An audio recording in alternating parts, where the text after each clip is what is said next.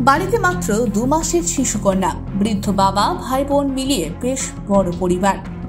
বৃহস্পতিবার সকাল 11টার পর সেই পরিবারেই নেমে এলো হতাশার নিকষ অন্ধকার।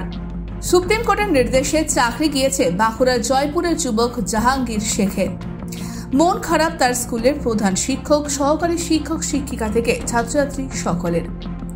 প্রথম থেকেই মেধাবী জাহাঙ্গীর 2016 সালে নিজের প্রথম এসএসসি পরীক্ষায় পাস করেন। 2019 সালে কাউন্সেলিং এর মাধ্যমে তিনি জীবন বিজ্ঞানের নবম-দশম শ্রেণীর শিক্ষক হিসেবে চাকরি পান পশ্চিম মেদিনীপুর জেলার মৌপ্রাণ দেশপ্রাণ বিদ্যাপীঠে।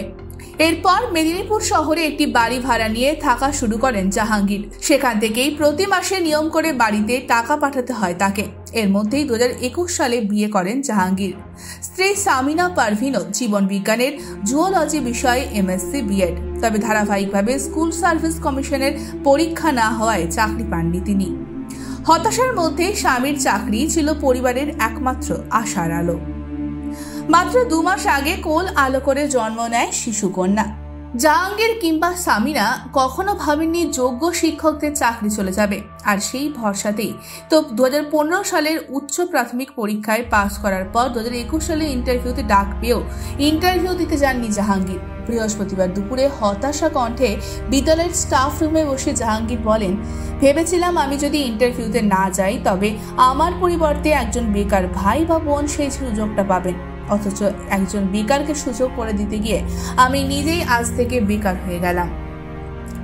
বুধবার থেকেই শুরু হয়েছে স্কুলের প্রথম সামেটিভ মূল্যায়ন, কিন্তু কিভাবে পরীক্ষা নেওয়া সম্ভব আর কিভাবেই বা এত ছাত্রছাত্রীর খাতা দেখা সম্ভব, প্রশ্ন তুলছেন খোদ প্রধান শিক্ষক। প্রথমত এই অর্ডার শুনে আমি খুবই হতাশ। যোগ্য অযোগ্য বাছাই হলে খুবই ভালো হতো। পরিবার পরিজন আত্মীয় স্বজন যারা আছে তারাও ভেঙে পড়েছে। কি বলবেন, কি আশা করেছিলেন? আশা করেছিলাম যেহেতু আমরা যোগ্য, আমাদের দুর্নীতিতে কোনো জায়গায় আজ পর্যন্ত কোনো নাম নেই, যে আমরা সসম্মানে স্বস্থানে থাকতে পারবো। কিন্তু আজকের এই রায় আমরা খুবই আশাহত এবং দুশ্চিন্তাগ্রস্ত। যদি আমাদের সসম্মানে অতি দ্রুত স্বস্থানে ফিরিয়ে দেওয়া হয় এবং ছাত্রছাত্রীদের যাতে পড়ানোর যে সুযোগ সেটা আমরা পাই, সেটাই আশা করব। কি ভাবছেন এই মুহূর্ত থেকে, কি ভাবছেন, কি বার্তা দেবেন সরকারকে? কি বার্তা? সরকারের কাছে যেটা বার্তা, ওনারা যেন যারা যোগ্য তাদেরকে কোনোভাবেই বঞ্চিত না করেন।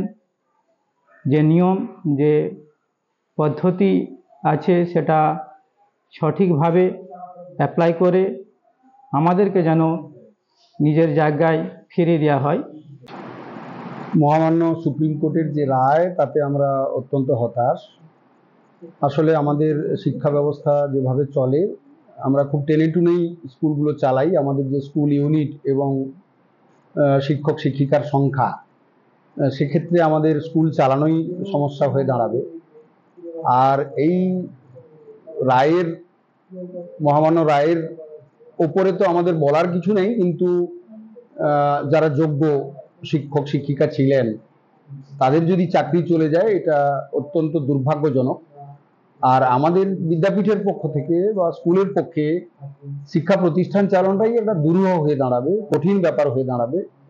দৈনন্দিন যে পঠন পাঠন, শ্রেণী শিক্ষণ, তার সঙ্গে সঙ্গে পরীক্ষার ব্যবস্থা, খাতা দেখা, প্রশ্ন করা ইত্যাদি, এগুলো খুবই চাপের মধ্যে পড়ে যাব আমরা।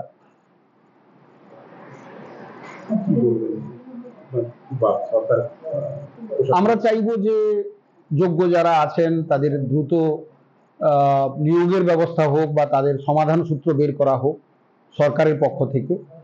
আর আমরাও চাইবো যে আমাদের যারা শিক্ষক ছিলেন তারা তো যোগ্য শিক্ষক এবং তারা ছাত্রছাত্রীদের কাছে খুবই জনপ্রিয় শিক্ষক, ফলে তারা যাতে সেই সুযোগ পান, তারা যাতে আমাদের ছাত্রছাত্রীদের বঞ্চিত যাতে না হয় আমাদের শিক্ষার্থীরা, সেইটা নিশ্চয়ই সরকার বাহাদুর একটা দ্রুত পদক্ষেপ নেবেন।